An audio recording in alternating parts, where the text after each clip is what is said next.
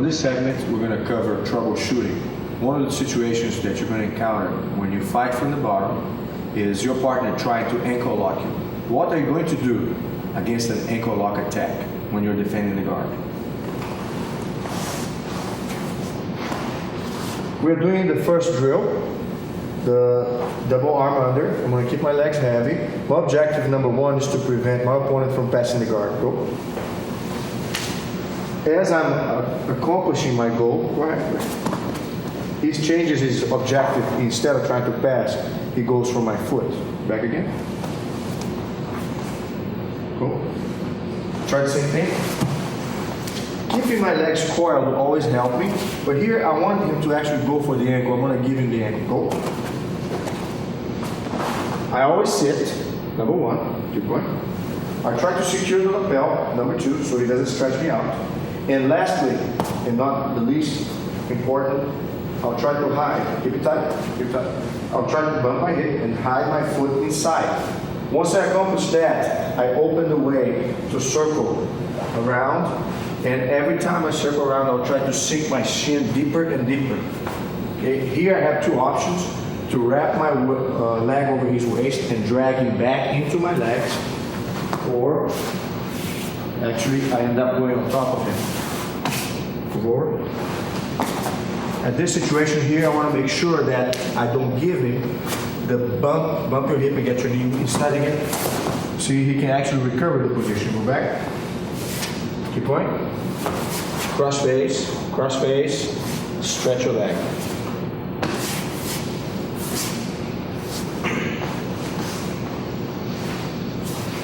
Go ahead and ankle lock. Go for it. If I can start with my foot inside right away, that's a great thing. Keep going. Go on. Sometimes I have to get rid of this foot. I want to go forward. I can't progress until I push this leg. Keep strong. Instead of just pushing, move out of the way a little bit. Hip over. Fist on the ground. Sink. Grab. And go. Lie down, Clay, please.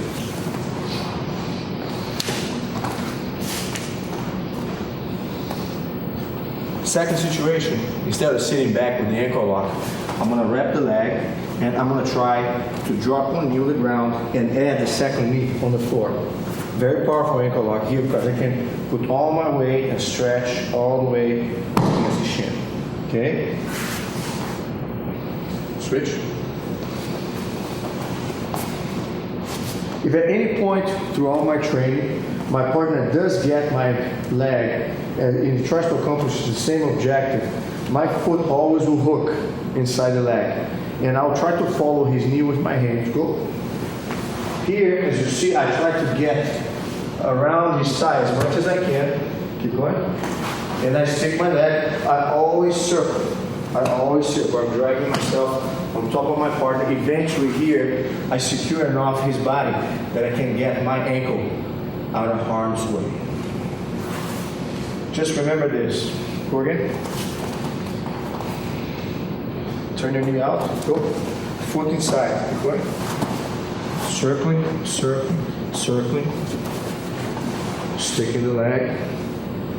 Eventually right. How am I going to respond to the following situation?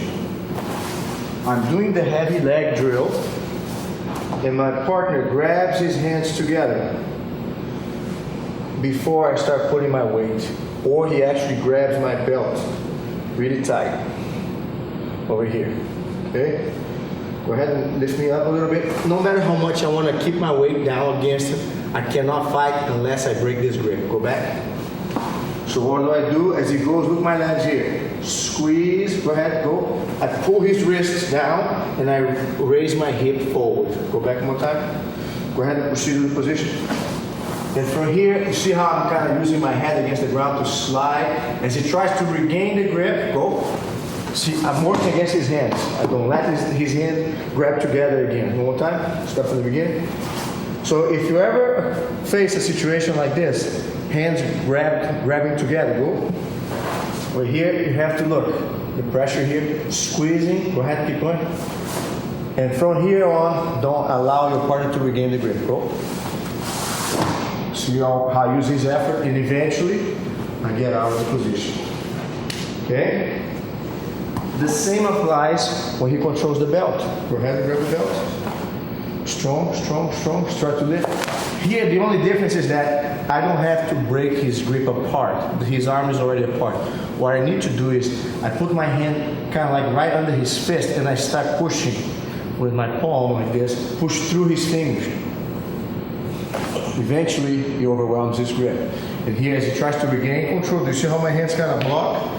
I move my hip, keep my legs heavy, and eventually I get my feet to block his body and successfully prevent the pass. When you're doing the heavy leg drill, one of the things you have to be watchful about, in case you don't react on time, go ahead, lift me up. Let's say he's here, put all your weight against my back, keep stacking. This is one of the things I want to be able to avoid eventually, so it is safer for your body. Go ahead. Keep going, put all your weight. If you feel it's too much weight, keep going forward more. You kind of like give the position a little bit.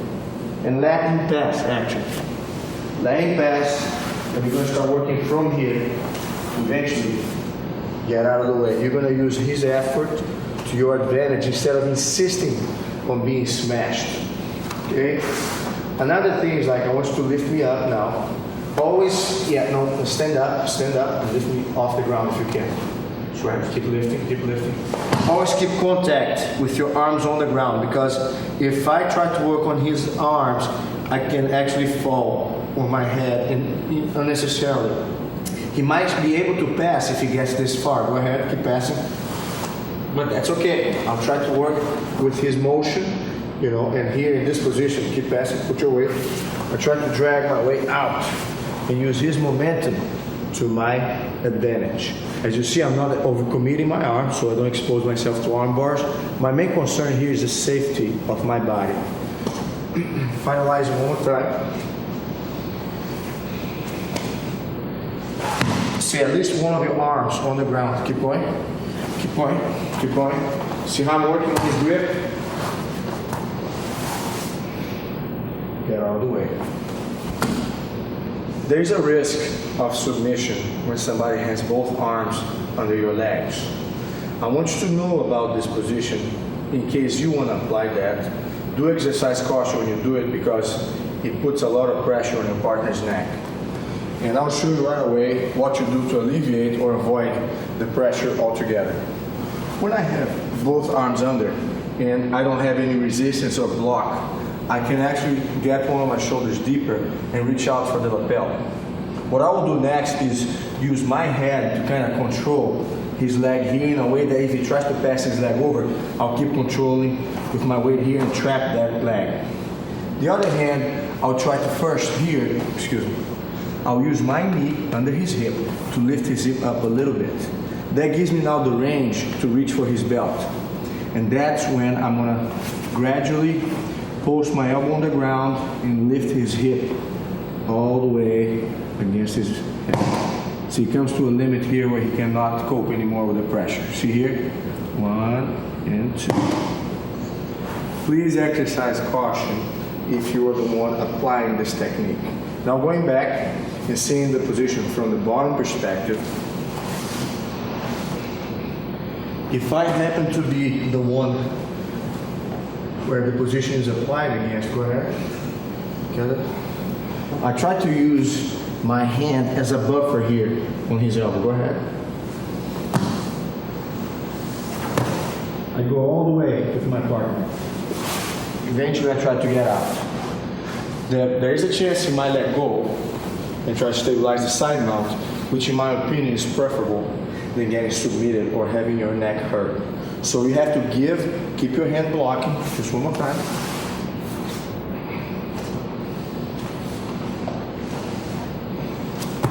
See my hand here? Go ahead. Look my other arm also here on the ground. Go ahead, keep going. I pivot on my shoulder, and if I can, I get out. One last time so you can see the importance of the arm. Cool. lift, grab, with my arm, go ahead, keep going. See how I spin? I kind of pull whatever I can. If I can, I go all the way out to roll out of the situation. What if my partner tries and actually accomplishes the guard pass when he's grabbing my belt and pinning one of my legs?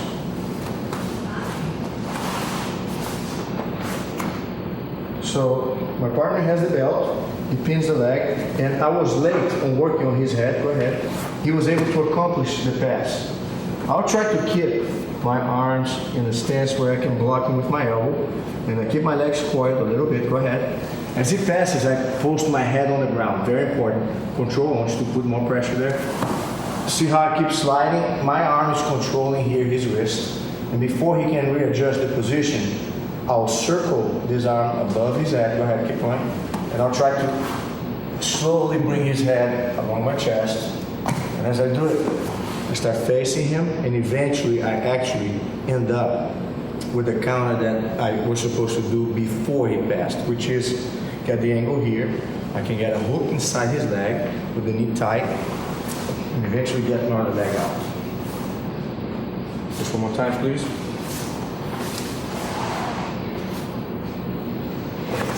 So once my partner passes, look my arms, go ahead, go. Elbows, try to adjust. See, I stay with that wrist. Before he does anything to release that position, keep going. I pull his head down, face it. Okay, I have the knee. Eventually here, I'm out of harm's way. Again. When your partner does the bullfighting guard pass, and if he does succeed in ending up on your side, I'd like you to get a stance where you can prevent the full control of the side mount and in favor escaping either on your knees, all fours, which I'm going to describe right now, or getting him back into your guard. One of the positions I really like to do as he goes for the pass, and let's say he does pass, go ahead, keep passing, stabilize. I try to block and I want you to stabilize, go ahead, put more pressure there. I actually start moving towards it and get him right back in the guard. One more time. So basically, the first attempt is blocking and walking. Like this. One more time. Pass, pass, pass. Pressure, pressure, pressure, pressure, pressure, pressure. Move your hip a little bit. Here I have kind of like a guard recovery position. Go back one more time. If you ever have a block, scoot your hip back and then come back on. Okay, one more time. Try to get your knee on the stomach or push my legs out a little bit more. With more pressure. Yes. See, go ahead, keep on stabilize. See how I'm changing the hip, right? Just going towards this situation here. When you move towards your partner, your objective mainly is to get him back inside your legs. Sometimes though, if the position does not favor, one more time here. So you pass again. Go. And I feel here he has too much weight. Stabilize, stabilize. Put your weight, go. I try to get as sideways as I can, control side mount. And I try to hide my head. Keep going. Here I'm kind of ending up with the same position we worked earlier on. I had control over his wrist, circle my arm outside his head, and here I kind of bounce and move my shoulder out. I already have again the angle where I can get out and his weight goes to the floor instead of going to my chest. Just one more time, please. You can pass normal pressure. Go ahead, go. Keep going. See how I caught you here? Go. Here. As you noticed, arm catching, arm over the head, moving your shoulder out. What I say is like arm catch, arm over the head, and as you do it, a little bouncing with your leg so you can pull your shoulder out.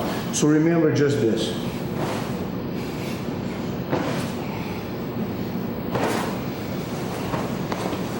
Just last time, please.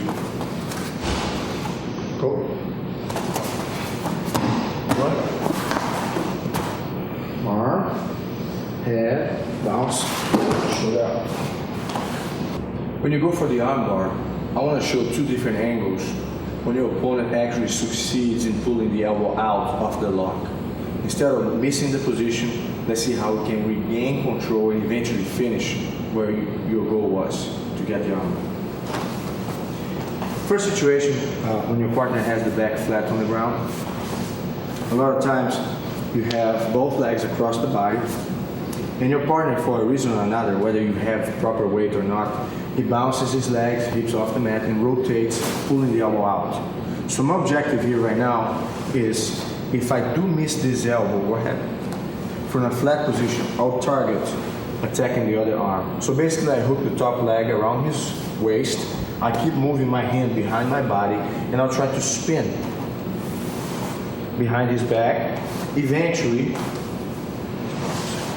Eventually here, trying not to give enough room for him to kind of hide the arm, I catch the same arm, okay? Catch his leg and do the two-step. 1, 2, go again for the position, okay? Now let's say he's doing the same thing again one time, and I'll work just one variation of the finish.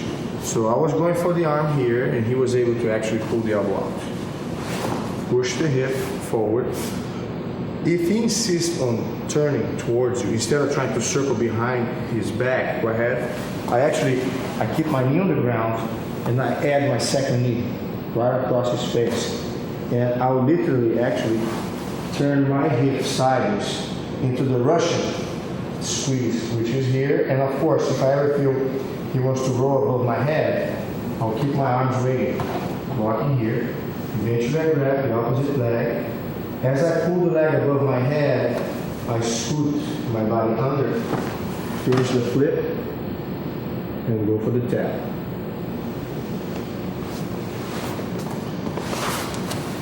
The second situation, I'm from the bottom. I already have the arm bar, okay? So here I had good control. He was not able to pull the arm out all the way, but he was able to eventually pull the elbow out. Go ahead, pull the elbow out. So as you see here, I have to maintain some control of his arm. If I don't hold something like the wrist, for instance, try to pull your arm out again. See, he can pull the elbow, but he cannot pull the wrist. So I have to stop that from happening. Here right now in this position, all I try to do is actually bump my hip and push his wrist, and then I'm going to lower my level here. Do you see how the elbow actually goes right back into my hip? Then from here I regain the control. Okay? So if I was going for the arm, okay, and for some reason I feel the elbow is coming out, go ahead. See, I try to grab the hand as fast as I can. As you see here, I grab the hand. I squeeze my calf against his body, push his arm, and I kind of bounce my hip until I can get the hip right under the elbow. And from here I go for the squeeze again. If you are doing the position with a shoulder block, and here you go for the position, and you have the grip tie, everything okay, and you feel he's pulling the elbow out, pull your elbow out a little bit, yes. I still control the wrist. All I need to do here is actually swing my knee behind his shoulder, I bump his elbow up, and then I go for the climb on the shoulder again. So let's say I was here, and he was able to pull the elbow out. I bring my leg, bump the elbow, and keep climbing. And eventually, go for the position again. Okay? And like I said also, if at any point, as he pulls the elbow out, he succeeds in pulling the arm as well, go ahead. We've done that before, where we switch the leg, put all my pressure against my head, see how I'm sliding, knee push against the face, bring your other knee up, finish with the reversed armbar. A situation that's also common, especially when you go against somebody heavy, he's going to make use of his weight. And when you're fighting from the bottom, that can be a critical issue. You're going for an armbar, and he just sprawls out and tries to smash you all the way down. So I have the armbar here. Well, basically what I want the position to be like is like he has a good grip on his arm. He's going to post his right leg. He's going to keep all his weight driving against my hip. There's no way I can stretch in here. Okay? So in this position, what I want to do is, how can I accomplish standing under him to change into the Russian angle? Okay, so I start working first on the leg near me. Okay, push as much as I can. Then my hand is gonna go outside his thigh. And I'll literally, as I do it, open my legs. As you see here, I let my hip touch the ground. Right now I have the arm bar. And sometimes what happens is I actually might lose his balance right away because of the pressure on the thigh. See from another angle. Just one more time, please. If you have this position here, you have a heavy opponent, and he's kind of dragging the weight on top of you. And you see here, like, I'm not gonna even waste trying to open my legs or flip him over. I start working, I keep good control over his arm, I do the V grip, okay? And I grab the first leg until I kind of open my leg a little bit, and I cannot reach out for the other leg. So I go over the thigh first, and I stretch my legs out. See how I kind of pass my hip under him? This is already the angle for the submission. If he does insist in walking over, I already have one arm over the thigh, reach out for the second leg. As I pull his leg, I move my body under him, and he has a stretched out submission. This drill is kind of repeating a position we described earlier on. He's flat on the ground. If you have both legs across, okay, and you have the arm control, he's going to pull the elbow out. Go ahead. As he does, go ahead, keep going. See, I close the gap, bump my hip, and eventually step over and sit back. Now, the other option is sometimes instead of having both legs across, I'll have one knee blocking the waist and the other leg blocking the face. If at this point he's able to pull the elbow out, go ahead, lift out. See, my knee has to stop his body from turning. And I will post my hand, post my foot. All I want to do here is control his arm a little bit, and I'll stretch my foot with my right leg here and just kind of pop my leg above his body, and I already have the same angle again. 1, 2, 3, 4. From this angle here, excuse me, just one more time. You can start, excuse me, from this drill here. You're here on the stomach, okay? You drop the arm, step over, you're going for the position, and he pops out. Hand on the ground, push the knee. So if he ever tries to keep turning, you're going to keep pushing. Foot on the ground, okay? Step, grab, swing it on that over. When you try to go for the Kimura, especially when you're on the north-south, there are two situations that you can take advantage of to break the grip. Okay, please.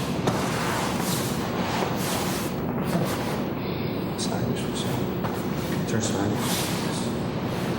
So I have the Kimura, okay, this is the grip, and he's holding the lapel. He's trying to grab his arm. So this is like a knot. I want to untie the knot over here. Let's try this here for a second. So I got the position. It is important here that I prevent my partner from turning too easy. Okay, so I'll try to keep, like, every time you want to turn anywhere, face me, try to face me. You know, that way I use my elbow against your back. If you try to face me, go ahead. I pull your arm off the mat a little bit and I put pressure on your wrist. Okay, so that kind of keeps you from moving too much. Now, I want to secure my grip tight on the lapel, and I'm going to go with my forearm or my hand, right, the back of the hand right under his knuckles. I turn my hand here, and I start pushing through. Once that happens, I'll try to spread his arm out, okay? Not just the elbow, but the arm as well. One step, 2 steps. Once my leg goes over, I pull the elbow and I slide my calf under it. I don't have too much time here, okay, because he might bump his hip and try to turn back and forth. So here what I will do is, like, I will still regain more control over the lapel. I will hold his lapel near the arm, below his grip, not above. and I'll try to sink the gi against the floor. Once that happens, I'm gonna post my other leg on the ground, and I'm gonna use my hip forward, all the way. That pressure usually will be overwhelming and break his grip. Once his arm is extended, I won't let his arm go down. I just control the wrist, control my arm, and proceed with the submission. Okay? So basically here, once the guy has the grip, before he does anything, I get a good grip, I keep his head between my knees, I go with my hand and I start to secure the grip against his finger. Step one, pull the elbow, slide under, okay, get the grip. Don't hold too tight, hold enough that you can post your fist on the ground, post your other leg, and start moving your hip forward. Once he opens, control, finish him off. When you attack the shoulder lock from the guard, a lot of times when your partner stands up, he can develop a lot of leverage and literally squat you and get out of the lock. So here,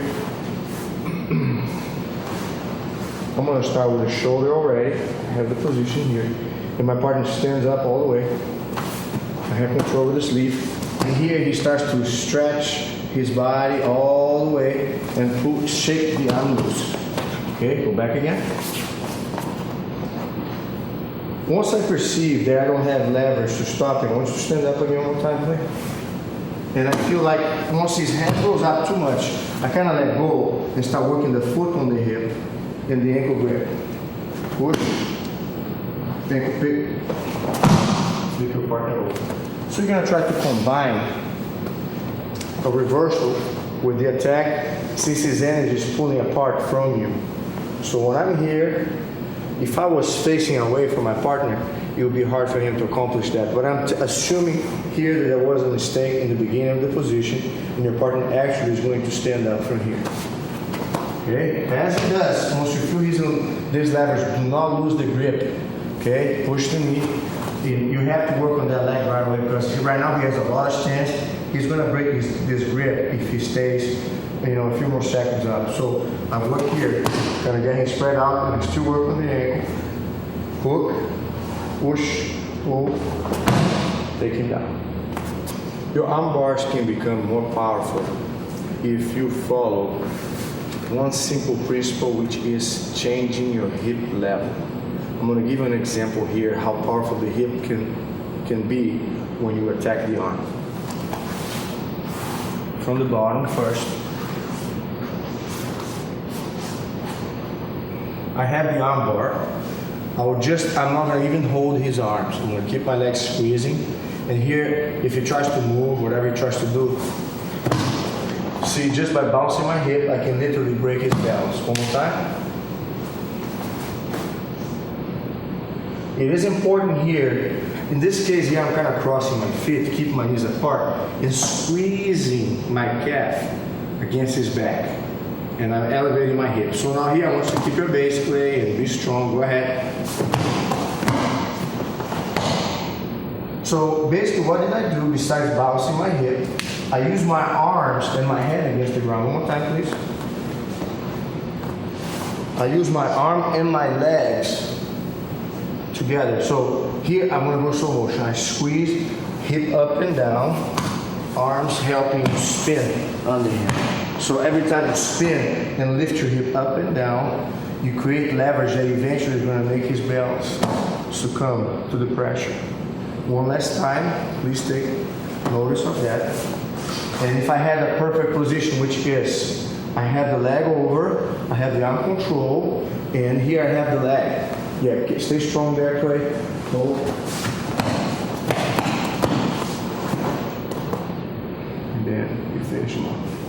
When you attack the arm bar and your partner is flat on the ground, there are a couple scenarios for you to break the grip. We have covered one that I don't mind reviewing, and then adding the other two.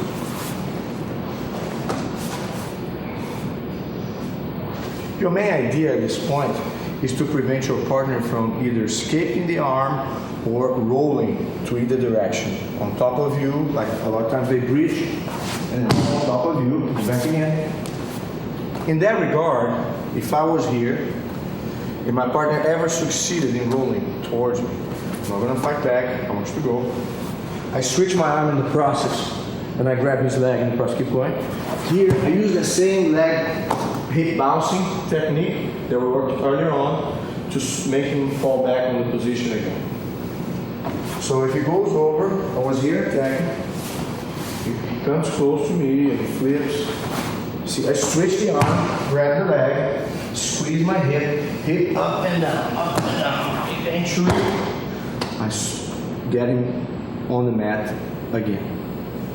Now, assuming that I keep him flat on the ground,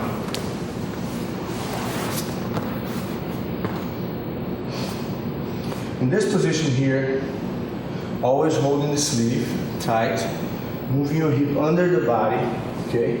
See how I kind of lift it, move a little bit, defend a little bit. Here, I get my hip under his shoulder, okay? I can choose to go sideways all the way. I stretch my leg against his body, and I touch, in this case, my left shoulder on the ground. That creates a lot of lever because I'm not trying to stretch his arm straight. I'm actually bending his arm in an Americano type lever. Let's change again. So I got a good grip, strong, fist on the ground. You have to lift his shoulder off the mat and bump your hip under. Once you have that position, I want you to keep strong that way. Here, look, shoulder on the ground, all the way, and stretch your legs against his stomach. Once you get that grip loose, you finish him off. Finally here, once you are in this position, you can always do the same thing, but instead of trying to work with your body, you work with your hand. You try whatever, if his hand is available, that can be an easy catch. You always put your hand and cover his hand. See where his fingers are? I cover. Now I squeeze a little bit and I pull the fingers. Once I pull the fingers now, I try not to allow him to regain the grip anywhere on his gi, and I'll try to turn his hands in a little bit. That turns into a wrist lock. Okay? So one more time, slow, strong there, strong, strong, strong. Cover the hands, squeeze the fingers. As you go here, you see you readjust the position. Now you can actually do a wrist lock or combine, slide a little more towards the forearm, tilt, stretch out. So, one, resist a little bit, right? 2, 3, I already got it. I have the wrist. Stretch out the arm so we can see the grip play. Right here, see? I started here. Once I squeeze the fingers, I start turning. And I can always readjust the grip to make the turning easier, okay?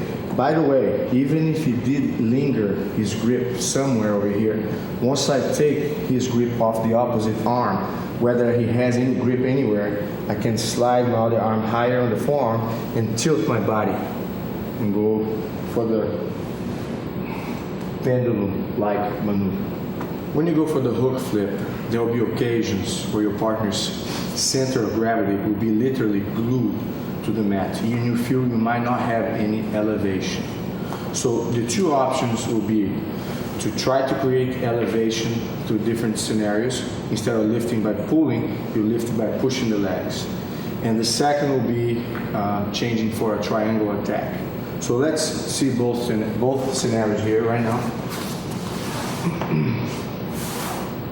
In this case, I have the hook set up. And you spread all the way like a rock. Go ahead. Don't go anywhere. Yes. He's kind of square with me here.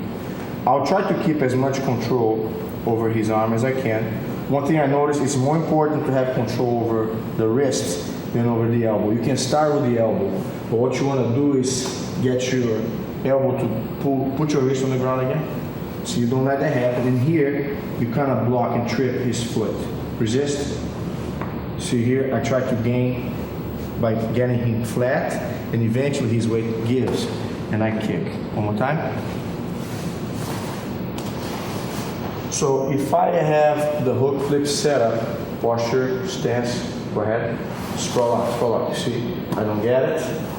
I try to really work on it over here. I want you to really keep moving the arm. See, I try not, see how my elbow is working there? Out here. First I stretch the leg, and then I just trip the knee. Don't go. Now all I want to do is Start pulling the arm and eventually complete with a kick. If my partner, besides being flat and low, he pulls out of the hook flip, what I want you to do now is post your other leg back, and as I try to trap your arm, you're gonna keep pulling that away. So I'm here, you're gonna post this leg, and pull the arm out a little bit, yes. So here, there's a problem here right now because I'm trying to drag him, and there's no way I can get it to go here, okay? So here, basically what I do, I'm gonna add my foot and open space to add the second foot, okay? What I like to do right before I work with the feet is let the belt go, and I'm gonna work on the shoulder, okay? I kind of grab the shoulder, keep resisting there, add one foot, add the second foot. Now here, I kind of tilt my body towards this side, push his arm out of the way, and wrap my legs around the shoulders. Okay, once that happens, what my main concern is to prevent him from standing up. So I'm gonna keep my hip heavy against his chest. Go ahead. See here how I keep my hip on your chest. Get the arm out of the way. If he's holding anything, go ahead, hold something. Hold something. Yeah, I try to work against his grip first. Get the grip out of the way. And here, look my hip level, changing all the time. Try to do something with your arm. Move towards me a little bit. You see how I push my head and my body, and I keep sliding across the mat? Can you point my head the other way real quick? Once I'm in this position here and his arms are crossed, head control, leg climb, 1 and 2, okay? The way you do it is not this leg first, you go with this one, that one, shin grab, put your foot on the hip and leg. Go ahead, move forward a little bit, push the hip and push the leg. Once I push the leg, he loses his balance a little bit. That's the time I lock the triangle and go for the submission. Repeating one more time. I want to see this angle now. Straight. I want you to retreat. Retreat that leg. Control. 1 and 2, 3, and 4. Okay, hip heavy. Go ahead, keep going. Look how I move away from the guy. Moving away so I don't get stacked. Once I'm here, 1, 2. Control, keep going, try to stack. Foot on the hip, foot on the leg. Once I get that foot on the leg, he gets more flat. I go for the finishing touch and finish him off. If you are not yet a black belt in Brazilian Jiu-Jitsu, you have a long road ahead of you. And even after you accomplish that objective of attaining such a level of skills, which usually is very high and strict in Brazilian Jiu-Jitsu, you're going to realize that even at a black belt, the learning never ceases. The other advice I give is always to keep an attitude of open-mindedness. Do not ever assume that because you become a black belt or whichever aim you have of rank advancement, try to keep a humble attitude and don't mind about tapping out. It's part of the process. Your main concern is to get better. And Jiu-Jitsu is all about the mat. It's not about anything else outside the mat. This is where the truth is revealed. And you don't have to hold any pride. You don't have to keep any ego. Just keep doing it and don't worry about the results as long as you get better. That's my advice. A game can be limited or it can be broad, but usually you cannot get good at everything at the same time. Everybody has their strengths and their weaknesses, and you have to figure out what weaknesses you have and not be shy to expose yourself and try to learn where you're not strong. And this is a problem that happens a lot of times with great black belts, is that they have a great game when they're on top or maybe when they're at the bottom. But when they change the angle and they try to be in a position that are not as comfortable, they tend to spend a lot less time working on those skills instead of doing the opposite. Training is not limited to the mat. It has a lot to do with your lifestyle.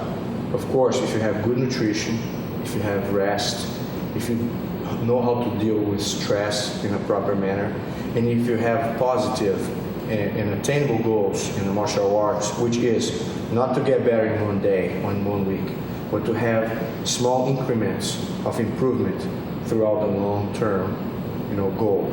That's what makes a difference, and a lot of times you're going to hit some slumps, and this is part of life. Sometimes you progress faster, sometimes it takes a little bit longer, but as long as you stay with it, you're going to see the results. So I think it's an overall lifestyle. My philosophy in Jiu-Jitsu is leave your ego at the door. See, if you have an ego, that can be a problem in many areas, and I believe in even more when you're doing martial arts, because when things don't go your way, the frustration, the anger, and everything that comes from having a big ego will really prevent you from reaching your full potential. The visual and the explanations throughout these DVDs have enough details that will allow you to break down the techniques, and as long as you have a partner that also understands what the objective is, you'll be able to benefit from it. Once you go through the stage of learning the techniques, I advise you to increase the resistance level and ask your partner to try to sabotage the techniques and see if you can come up with the different ways I described to overcome his resistance and eventually make the technique prevail, whether it's just a training or even a competition scenario. I can only wish that your passion for Brazilian Jiu-Jitsu remains strong. I believe the fact that you spend the time and the money buying these DVDs is a proof of your commitment. I only hope that just watching these DVDs will not be the only thing you will do. And believe me, it will take time for you to absorb many of the material included in these DVDs, and even after that, you take a little bit of time for you to make all the techniques work on the mat. Practice and determination and dedication will be the key to make you at a level you want to be.